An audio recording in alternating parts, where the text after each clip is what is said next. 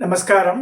உங்கள் அன்பிற்கும் அபிமானத்திற்கு ஒரு வித்யாபுத்திரன் வியா ராஜா குளத்தூர் என்று பேசுகிறேன். ஸ்ரீ மாத்திரை நமக. இது என்னுடைய 1005வது வீடியோ. இந்த வீடியோவில் பார்க்க போகிற 2 நாளாக இந்த ராகப்பிரியான்னு டெல்லியில் நம்ம சிஷம் ஒன்று தொந்தரவு பண்ணி எடுத்துட்டா. மாதிரி ராமபிரம்மை பற்றி பேசுங்க, மயிலாடுதுறை ராகவன் பேசியிருக்கார் அப்படின்னா. அந்த வீடியோ கேட்டேன். அவன் ஸ்லோகம் சொல்கிறாங்க ஒரே மாதிரி இருக்குது. மயிலாடுதுறை ராகவன் கதை சொல்கிறது ஸ்லோகம் படம் தான் இருக்குது. படு ஸ்பீடாக சொல்லிட்டு இருக்கான் கதையை. அவளாம் நேரம் போனாலாம் இல்லைன்னு கூட தெரியாது. மயிலாடுதுறை ராகவன் வந்து ரொம்ப நல்ல ஃப்ரெண்டு தான். பார்த்துக்கலாம் வந்திருக்கா. சின்ன ஏஜில் நல்ல மணிப்பழவான நடை அழகாக சொல்லுவான் அம்பாளை பற்றி. ஆனால் பாதி நேரம் ஸ்லோகத்திலே போயிடும் அது. அதாவது சங்கராச்சாரிய பரியந்தாம் இது எல்லாமே ஆத்மாச்சாரிய இந்த ஆச்சாரிய பரம்பரெல்லாம் சொல்லி காமாட்சி அம்மனை பற்றி சொல்லி அது ஒரு 5 நிமிஷம் போடும் அது. ஸோ கண்டென்ட் வரும்போது பரா பட்டாரிக்கா, ஸ்ரீபுர பிந்து வாசினி அப்படிலாம் சொல்லி இந்த இது மெயின் சப்ஜெக்ட் வரும்போது we'll have very limited time தான் அது. ஸோ எல்லாமே மகா பட்டாரிக்கானா அப்போ யார் தான் எந்த சாமி அப்படி சொல்ல முடியாது நம்ம. ஆனால் ராகவனை பொறுத்த வரைக்கும் எல்லாமே பரா பட்டாரிக்கான்னுவார். ஸோ அது அவனுடைய கோட்பாடாக இருக்கலாம். So coming to this, Raghavan பேசின அந்த ராமபிரம்ம இது வந்து நான் எர்லி மார்னிங் கேட்டேன் ஒரு 4 மணிக்கு. அந்த 4 மணிக்கோட கான்சன்ட்ரேட் பண்ணும்போது ஸோ ஃபாஸ்ட்டு கதை வடிவில் சொல்ல ஒரு இது பண்ணும்போது நம்மளுடைய ஸ்டைல் ஒன்று இருக்கலாம். பட் எதிராளி வந்து கேட்கணும் கொஞ்சம். அதுக்கு கொஞ்சம் நிதானமாக சொன்னால் தான் சரியாக வரும். வாட் இஸ் ரிக்வயர்டு அது மாதிரி தான் பேசணும். தேவையில்லாமல் நிறைய என்னென்னவோ மந்திரங்கள்லாம் சொல்லி சப்ஜெக்ட் பற்றி கடைசியில் எடுத்துண்டாயிடும். என்னுடைய நண்பர் ஸ்ரீனிவாஸ்குமார் சொல்லுவான், ராகவன் தானே என்ன தென்னைமரத்தை பற்றி கட்டுரை எழுதுறான்னா பசுமாடை பற்றி இப்படிலாம் இருக்கிற இந்த பாட்டத்துக்கு இந்த தென்னைமரத்தில் கட்டுவான்னு சொல்லி தென்னைமரத்துக்கு மெயினாக பாட்டத்தை கொடுத்து கடைசியில் அது கட்டுவான்டுவான் அப்படி சொல்லி சிரிச்சிருப்பாங்க. பட் அவரோட ஸ்டைல் இது. நம்ம வந்து cannot blame him and all. But Ambal வந்து அவனுக்கு வாக்கு வன்மை கொடுத்துருக்கா. ரொம்ப அழகாக பேசுகிற ராமபுரத்தை பற்றி. பட் அதில் வந்து 2-3 பாயிண்ட் தான் நான் பார்த்தேன். மேஜர் பாயிண்ட் சுந்தராம்பிகா பற்றி சொல்லியிருந்து, அதே காசி சேரத்தில் விசாலாட்சிகிட்ட இது பண்ணியிருந்து, அந்த மாதிரி 2-3 பாயிண்ட் தான் இருக்குது, வேறு ஒன்றும் இல்லை மீறாது. இப்போ ராகப்பிரியாட்ட சொன்னேன் நான், நீ பேசணும்னு சொன்னால் எனக்கு வந்து கண்டென்ட் வேணும். கண்டென்ட் இல்லாமல் நானே தெரிஞ்சுக்கணும் முதல்ல அவரை பற்றி. மழப்பாடியுள் மாணிக்கமே சொல்லிட்டு வைத்தியநாத சுவாமி திருமழப்பாடியில் வைத்தியநாத சுவாமி சுந்தராம்பிகா பாலாம்பிகான்னு சொல்கிறா. ஆனால் வந்து ரெக்கார்ட்ஸ் எடுத்து பார்த்தா சுந்தராம்பிகா மட்டும்தான் இருக்குது, பாலாம்பிகா பற்றி சொல்லப்படல. இப்போ ராகவன் சொல்லியிருக்காங்க, பாலாம்பிகா பற்றி சொல்லியிருக்கார். ஸோ அப்புறம் இன்றைக்கி வந்து சாயந்தரம் நான் பார்க்க ஒருத்தர் ஹரிகிருஷ்ணாண்ட. ஸோ அவரும் சொன்னார் பாலாம்பிகா இருக்குவாம்மா அப்படின்னார். இப்போ ராகப்பிரியா டெல்லியிலேருந்து இந்த ராமபிரமத்தோட படமே இருக்க. ராமபிரம்மம் போட்டால தியாகராஜரோட அப்பா பற்றி வருது. ஸோ இப்போ எடுத்து அனுப்பிச்சா ஃபோட்டோ. இதுதான் ராமபிரம்மம். இன்னைக்கு ஆராதனை நாள் அவருக்கு. மழப்பாடி திருமழப்பாடின்ற அரியலூர் மாவட்டத்தில் இருக்கிற ஒரு ஊரில் அவர் அந்த ஆத்தங்கரை ஓரத்தில் இருக்கிறவருடைய ஜீவசமாதி. இவரை பற்றி தான் பார்க்க போகிறோம். ரொம்ப மழப்பாடியில் உரையும் மகான் சுவாமி ராமபிரம்மம்.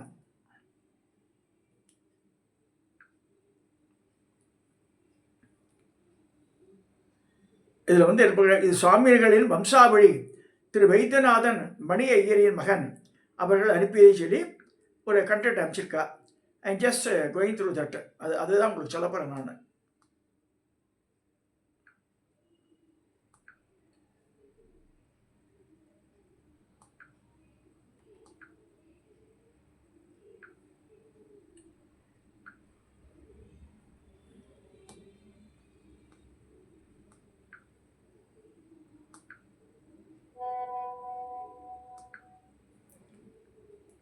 இந்த ராமபிரம்மை பற்றி சொல்லும்போது ஒரு கண்டென்ட் நான் சொல்லிடுறேன் முன்னாடியே. இந்த ஓப்பன் ஆகுது அதுக்கு முன்னாடி சொல்கிறேன். திருமழப்பாடின்ற ஸ்தலம் வந்து ரொம்ப நந்தி கல்யாணத்துக்கு ஃபேமஸ்ஸு. பங்குனி மாதத்தில் இது நடக்கும். அது இதில் பங்குனியில் இந்த நந்திகேஸ்வரர் கல்யாணம்.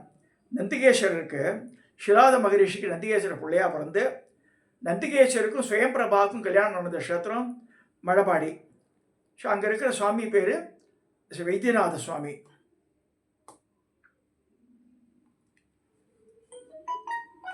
ஸோ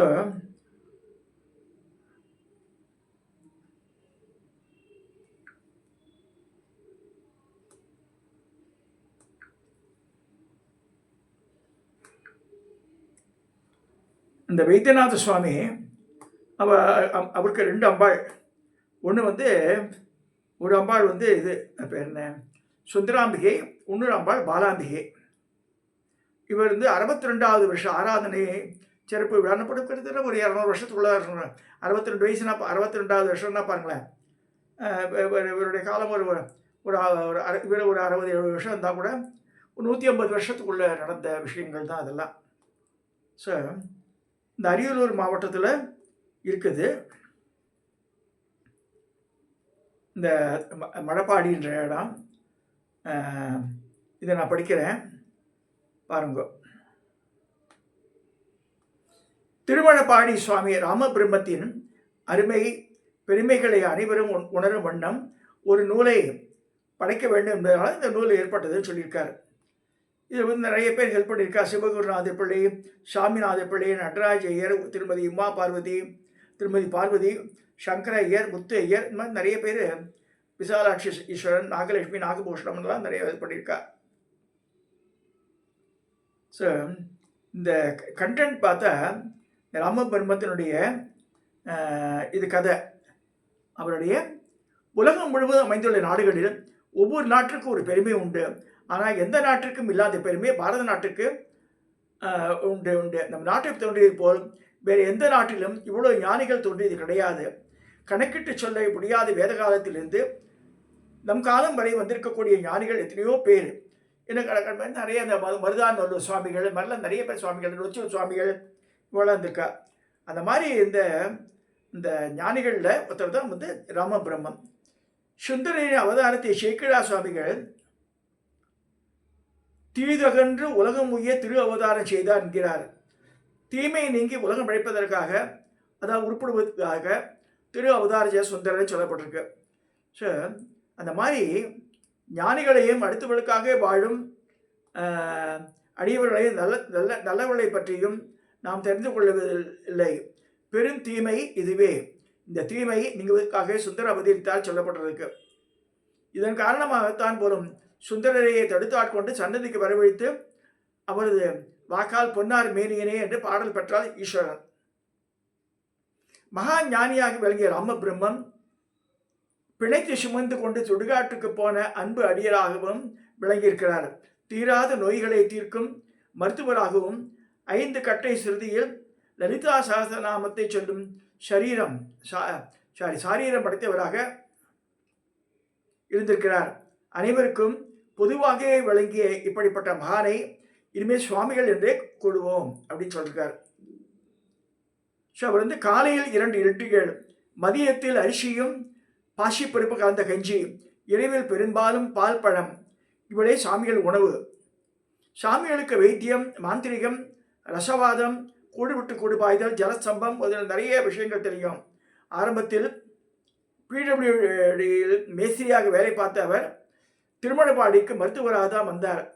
சுவாமிகள் தன் திருமணப்பாடிக்கு வந்து விட்டாரே, இனிமேல் அங்கே தான் நிற்கப் போகிறோம் என்கிறார். வாருங்கள், இனிமேல் திருமணப்பாடியில் அவர் கதை எப்படி போச்சுன்னு பார்க்கலான்றார். தற்போது தமிழ்நாட்டில் கன்னியாகுமரி மாவட்டத்தில் உள்ள திருவட்டாறு கிராமத்தில், அக்காலத்தில் கேரளாவின் ஒரு பகுதி, சங்கரைய திருமதி பார்வதி அம்மாளுக்கு 1886 வருஷம் 87 வாக்கில் மக நட்சத்திரத்தில் அவதாரம் செய்தார் சுவாமிகள். மகான்கள் பல அவதாரம் நமக்கு தெரியாது. உதாரணமாக நம் காலத்திலேயே முருகப்பெருமானை நேருக்கு நேராக தரிசித்த ஸ்ரீமன் பாம்பன் சுவாமிகள் அவதார நாள் நமக்கு தெரியாது. மாணிக்க வாசகர், ஆதிசங்கரர் முதலான கணக்குப்படி காலக்கணக்கிலேயே ஆராய்ச்சி குழப்பங்கள் இருக்கிறது அதில் சொல்கிறார். ஸோ இப்போ கடந்த அந்த 10வது நூற்றாண்டில் இருந்த பட்டினத்தாரை பற்றி கூட நமக்கு தெரியாதுன்னு சொல்கிறார். மேலும் மகான்கள் தங்களுடைய அவதார நாளை தாங்களே சொல்லாததுக்கு மற்றொரு காரணம் உண்டு. நான் எந்த நாளில் பிறந்தேன் என்பதை தெரிந்து கொண்டு என்ன பையன், நான் எப்படி சொன்னபடி வாழுங்கள், அது பிரகாரம் பண்ணாலே எனக்கு திருப்தியும் சொல்லியிருக்கா வாழலாம், பெரியவாழலாம்.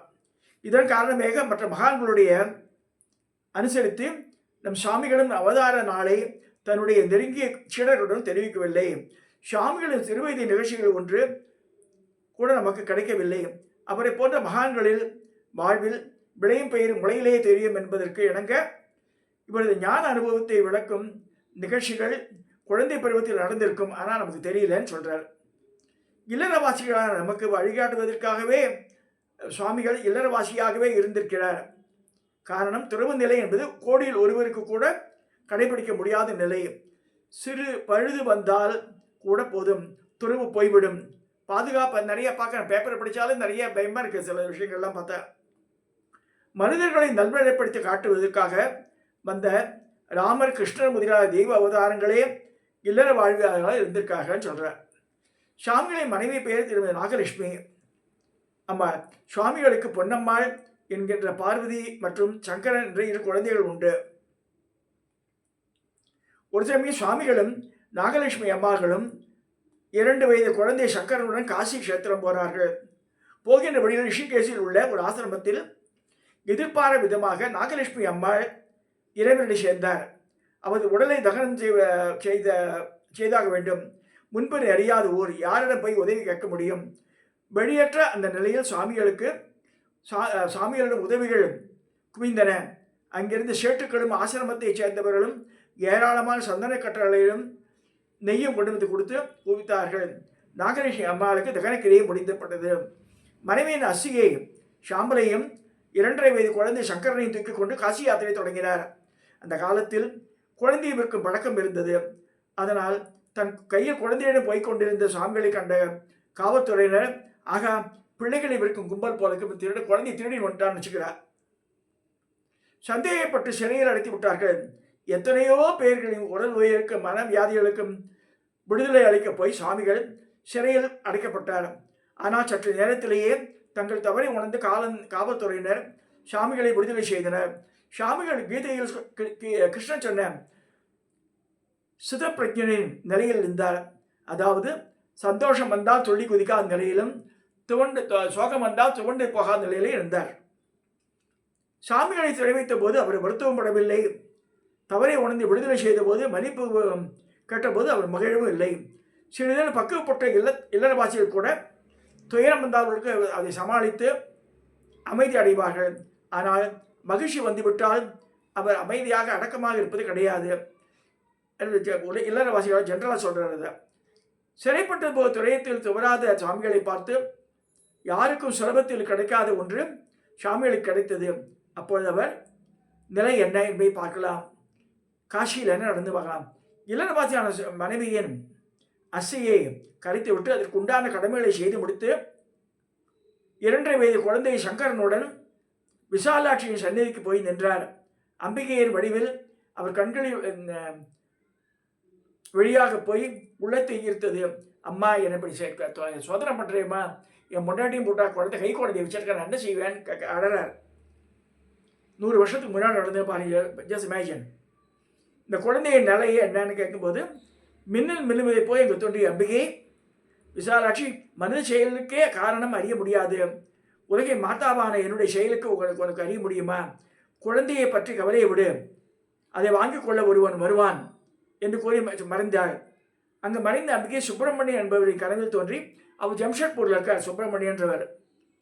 சாமிகளை பற்றி ஒரு குழந்தையை எடுத்து வளர்க்கும்படி அருளினார்.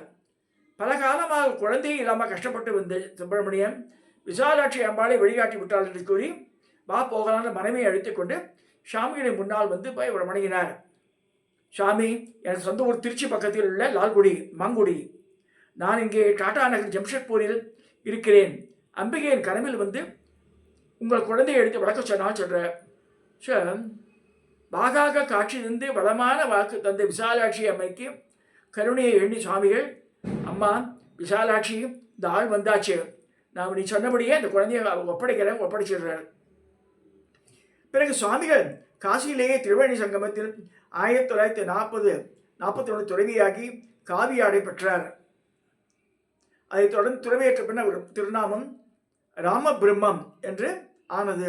பெற்றோர்கள் அவர் வைத்த பெயர் ராமன், இப்போ ராம பிரம்மம் பெயர் ஆயிடுத்து.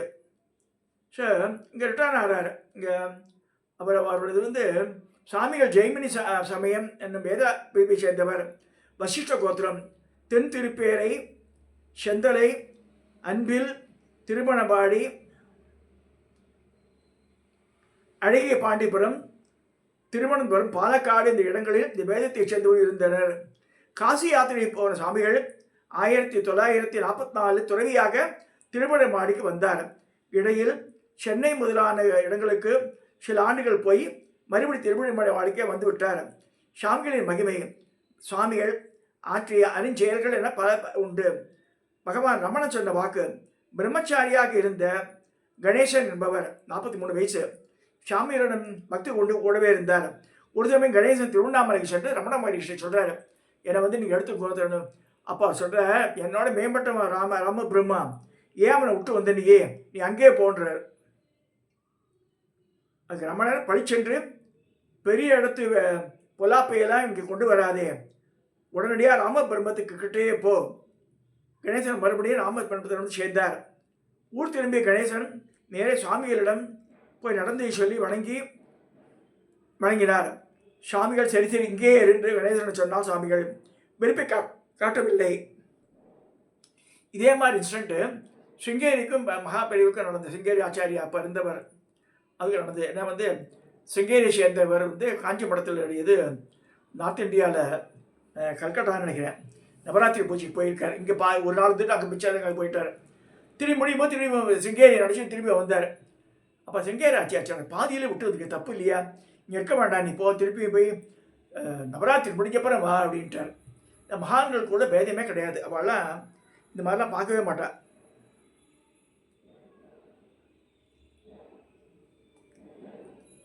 ஸோ பாம்பு கடிக்கு வைத்தியம். சாமிகள் ஒருமுறை திருக்காட்டுப்பள்ளி என்னும் ஊரில் இருந்தபோது மேலக்காரர் ஒருவர் போதையுடன் ஒரு பாம்பை பிடித்திருக்கிறார். பிடிக்க தெரியாமல் பிடித்ததால் அந்த பாம்பு அவரை கண்ணா பின்றாமல் கடித்திருக்கிறது. விஷமேறி அவர் வாயில் நுரைத்தள்ளி படுக்கையானார். அங்கிருந்து சாமிகளிடம் முறையிட சாமிகள் அவரை காப்பாற்றினார். தெருவிலுக்கென்று சில ஆச்சார விதிமுறைகள் உண்டு. ஆனால் சுவாமிகளும் ஆச்சாரம் படி தீட்டு ஜாதி மதம் என்று எதுவுமே முக்கியத்துவம் தரவில்லை. பக்குவம் உள்ளவருக்கு யாராக இருந்தாலும் சரி, சுவாமிகள் உபதேச மந்திரத்தை உபதேசம் செய்வார்.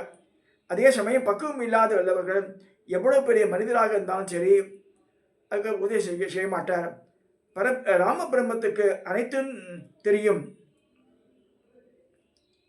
ராம பிரம்மன் சந்நியாச ஆசிரம நாமம் பெற்ற சுவாமிகளும் அனைத்துக்கும் தெரியும். பரபிரம்மத்துக்கு எல்லாம் தெரியும், அதே மாதிரி ராம பிரம்மத்துக்கு தெரிய சொல்கிறார்.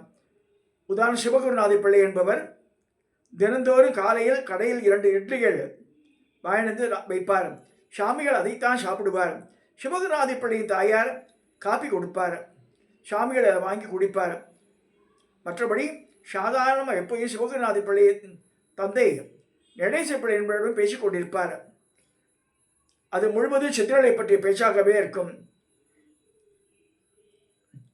சாமிகளுக்கு உள்ள உறவை, அதாவது சித்திரலை பற்றிய பேச்சாக இருக்கும். நடேச பிள்ளையோட சாமிகளுக்கு இந்த உறவை யாராலும் புரிந்து கொள்ள முடியாது, உணரக்கூட முடியாது. எவ்வளவோ பேர்கள் இருந்து நடேச பிள்ளை சாமிகளுக்கு இவ்வளவு பேர் தனி அபிமானம். இதற்குண்டான காரணத்தை சாமிகளே சொல்லியிருக்கார். நடேச பீரின் மகனான சிவகுருநாத பிள்ளை கூறியிருக்கிறார், உன் அப்பனுக்கு எனக்கும் 500 வருஷத்துக்கு முன்பே தொடர்பு உண்டு சொன்னாராம் ராம பிரம்மா. சரி, நடேச பிள்ளை எனக்கு இவ்வளோ அபிமானம் எனவே சாமிகளின் பதில். நடேச பிள்ளைகிட்ட எனக்கு ஏன் இவ்வளோ அபிமானம் சொல்லியிருக்கார். ஸோ ஒரு சமயம் எனக்கு இந்த சாமிகள் தான் பூஜை செய்யும் பானலிங்கத்தை பூஜை நேரம் போக மற்ற இடங்களில் தன் மடியிலே வைத்திருப்பார். குளிக்கும் போது மட்டும் அதை எடுத்து ஒரு கிண்ணத்தில் வைப்பார். அபூர்வமான பானலிங்கம் தட்சிணாயன காலத்தில் ஆடி முதல் மார்கழி வரை ஒரு நிறத்திலும், உத்தராயண காலத்தில் வேறு நிறத்திலும் மாறுமாது. ஒரு சமயம் சுவாமிகள் அழகிய பாண்டிபுரத்தில் இருக்கும்போது குளிக்க சமயத்தில் வழக்கப்படி பானலிங்கத்தை கரையில் வைத்துவிட்டு குளித்திருந்தார். முத்து என்பவர் காவலாக இருந்தார். அப்போ சிறுவன் ஒருவன் அந்த பானலிங்கத்தை எடுக்க முயற்சி செய்தான். முத்து எடுக்காதே என்று கத்தி தடுத்தார். சிறுவன் விடவில்லை. ஏன் எடுத்தா என்ன அப்படிங்கிற பானலிங்கத்தை எடுத்தா என்ன ஆகிடும்? பெருசாக கத்திக்கிட்டு இந்த பானலிங்கத்தை கையில் எடுத்தான். அபூர்வமான பானலிங்கம் தோற்றத்தில் சிறிதாக இருந்தாலும் அதை நினைக்கும் கொடுத்த பார்க்காத சக்தி உண்டு. சிறுவனை சில வினாடிகள் கூட அதை வைத்திருக்க முடியவில்லை. வைத்து விட்டு போக தொடங்கினான். காரணம் 10 அடி தூரம் போயிருப்பான். அதற்குள் அவன் கீழே விழுந்து காலில் அடிபட்டு ரத்தம் பீரிட்டது. எடுக்காதேன்னு சொன்னேன்னு கேட்டியான்னு கேட்டு இவர் சொல்கிறார், காவலுக்கு இருந்தவர். அதுக்குள்ளே விபரம் அறிந்த சுவாமிகள் தானே அவனுக்கு சிறுவனுக்கு சிகிச்சை செய்து குணப்படுத்தினார். இதாக இருக்கு. அதே மாதிரி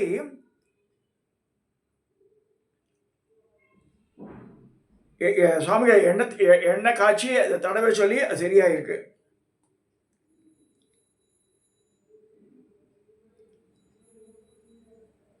அழகிய பாண்டியபுரத்தில் சுவாமிகள் வீதியில் வந்து கொண்டிருக்கும் போது அவர் அருளை நிறைந்திருந்த அவரை ஆகாய நீர் நனைத்தது. மழை பெய்து அவரை முழுவாக நடத்தி விட்டது. அவர் ஓரமாக ஒதுங்கினார் சுவாமிகள். நாம் இருக்கும் இடத்திற்கு புதிதாக ஒரு ஆள் வரக்கூடாது என்று நினைத்தது போல் அங்கிருந்த நாய் சுவாமிகளின் பின்னங்காலை கடித்து விட்டது. ரத்தம் வெளியே வந்தது. சுவாமிகள் கொஞ்சமாவது அசையவில்லை. ஒன்றுமே கிடைக்கல போல இருக்கு, என்னை கடிச்சேன் போன்றார். ஆனால் விவரம் தெரிந்தவர்கள் சும்மா இது இருக்கவில்லை. முத்து, நாகலட்சுமி போன்றவர்கள் நாய் இப்படி அடிச்சுட்டு என்ன செய்வாங்க, மருந்து போட்டாங்க கேட்குறார். தலையை அசைத்த சாமிகளும் மருந்தெல்லாம் வேண்டாம், இதுவே போதும் என்றார். கடிப்பட்ட இடத்துல அப்போ தழும்பு கூட இல்லையா, மறைஞ்சு போயிட்டான். விசாலாட்சிக்கு வேலை. திருமணப்பாடி விசாலாட்சிக்கு அவருடைய நண்பருக்கும் டைபாய்டு காய்ச்சல் ஏற்பட்டது. நண்பர் மருந்து மாத்திரை என்று அலைந்தார். விசாலாட்சியும் சாமிகளிடம் தன் துயரத்தை தெரிவித்தார். சாமிகள் ஒரு செந்தூரத்தை தந்து, இந்தா இது தேனி கலந்து சாப்பிடுனார். சாப்பிட உடனே சரியாக கொடுத்தான் அவளுக்கு. இதுக்கு முன்னாடி ராகவன் சொன்னதில் ஒரு இருந்தது. அந்த திருமணப்பாடியில் இருக்கும்போது ஒரு பெண்ணுக்கு பிரசவம். முதல்ல கால் வந்துட்டான் தலை வரத்துக்கு பதில். அப்போ எல்லாம் சாமிகிட்ட சொல்கிறா, கவலையப்படாது சொல்லி அவள் ஜபத்தில் உட்காந்துட்டார். அப்புறம் மருத்துவ வச்செல்லாம் சொல்லி ஆச்சரியப்பட்டாலாம். கால் கை அப்புறம் குழந்தைக்கு எந்த இதுவும் இல்லாமல் வந்துட்டுன்னு சுந்தராம்பான்னு பேர் போய் பெண் குழந்தை பிறக்கும்னு சொல்லியிருக்கார். பெண் குழந்தை தான் பிறந்திருக்காது. திருமணப்பாடியில் வைத்தியநாத சுவாமி, சுந்தராம்பா, பாலாம்பிகா 2 அம்பாள் உண்டு. அந்த சுந்தராம்பாள்னு பேர் வையே, அவள் அருளாவது நம்ம குழந்தை பிறந்துன்னு சொன்னாராம். இது ராகவன் சொன்ன இதில் இருந்தது.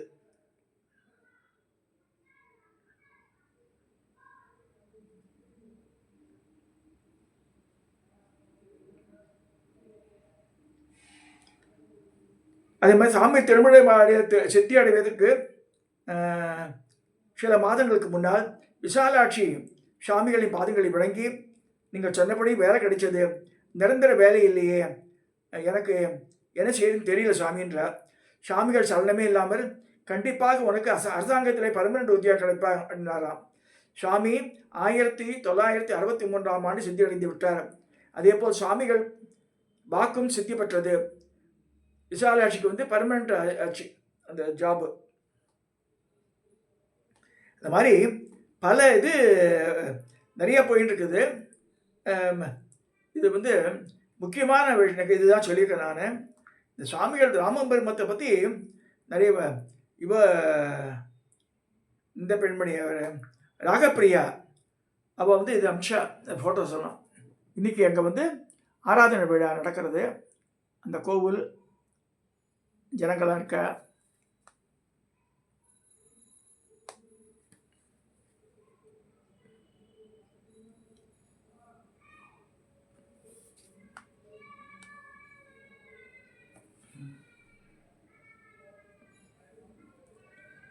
நிறைய பேர் மகான்களுக்கு தெரியாமல் இருக்கு. நம்ம இப்போ தெரிஞ்சுக்கணும் நிறையா.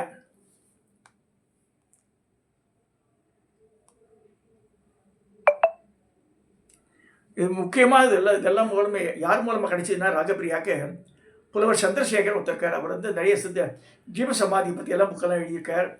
அவர் மூலமாக எனக்கு கிடைச்சது மாமா, எனக்கு ஒன்றும் தெரியாதுன்னு சொல்லி ராகப்பிரியா சொன்னான். So I want to express my thanks to இவர் புலவர் சந்திரசேகருக்கு என்னுடைய நன்றியை தெரிவித்து இந்த பதிவை நான் நிறைவு செய்கிறேன். மகான்களை பட்சத்தில் நிறைய பேர் இருக்கா, நமக்கு தெரிய மாட்டேன்றது. ஸோ அது நம்ம வந்து தேடி கண்டுபிடிச்சி அவர்கிட்ட போய் சரணடைஞ்சிட்டா வாழ்க்கையில் எல்லா நன்மையும் பயக்க சொல்லி இந்த ராமபிரமத்தினுடைய இருக்க ஆராதனை நாள் இருக்கே, இன்றைக்கி இந்த இந்த மேட்ரை எப்படியாவது ராத்திரிக்குள்ளே பேசணும்னு ஆசைப்பட்டேன். இப்போ தான் எல்லா மெட்டீரியல்லாம் வந்தது. சரி பேசியாச்சு. ரொம்ப சந்தோஷத்தோடு முடிக்கிறது. இதை சப்ஸ்கிரைப் பண்ணுங்க, ஷேர் பண்ணுங்க, லைக் பண்ணுங்க.